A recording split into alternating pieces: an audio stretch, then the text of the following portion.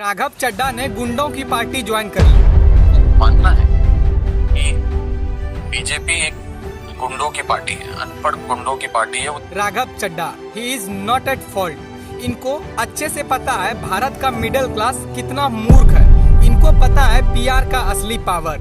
इसीलिए आप इनको कपिल शर्मा शो में भी देखेंगे।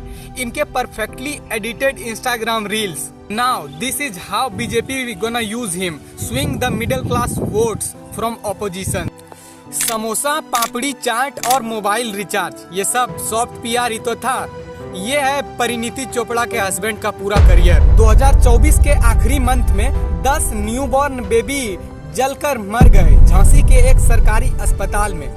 इस साल 2026 में एमपी में कई बच्चों की जान गई जहरीली कफ सिरप को पीने के कारण। बीजेपी ने चीफ इलेक्शन कमीशन को अपॉइंट करने वाला नियम बदलकर CJI chief justice of India को ही इससे बाहर कर दिया और मिस्टर राघव चड्ढा को समोसे की कीमत की पड़ी।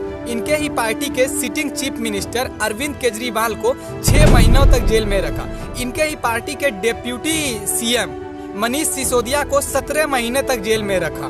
जज साहब ने कहा सीबीआई की चार्जशीट में किसी भी स्टेटमेंट या विटनेस के साथ सपोर्टेड नहीं है और ये कहते हुए पहले ही सुनवाई में मामला खारिज कर दिया। क्या सीबीआई भी अब फेक जांच करती है? सोनम वांगचुक को बिना किसी गुनाह के 170 दिनों तक जेल में रखा गया। जब ये अपनी पार्टी के सीएम के लिए स्टैंड नहीं ले सकते तो हमारे लिए ये क्या स्टैंड रखेंगे? इन्हें सिर्फ इन्फ्लुएंस और पावर से मतलब है। अब बात करते हैं अशोक मित्तल की। ये है लवली प्रोफेशनल यूनिवर्सिटी के फाउंडर। आम आदमी पार्टी ने राघव चड्ढा को राज्यसभा डिप्टी लीडर के पद से हटाकर इन्हें ही उस पद पर बिठाया था, लेकिन 10 दिन पहले इन पर ईडी की रेड पड़ी।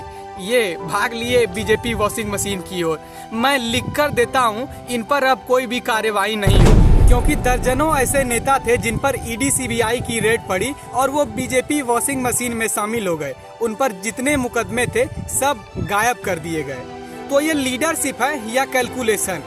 अब डिसाइड आप करो।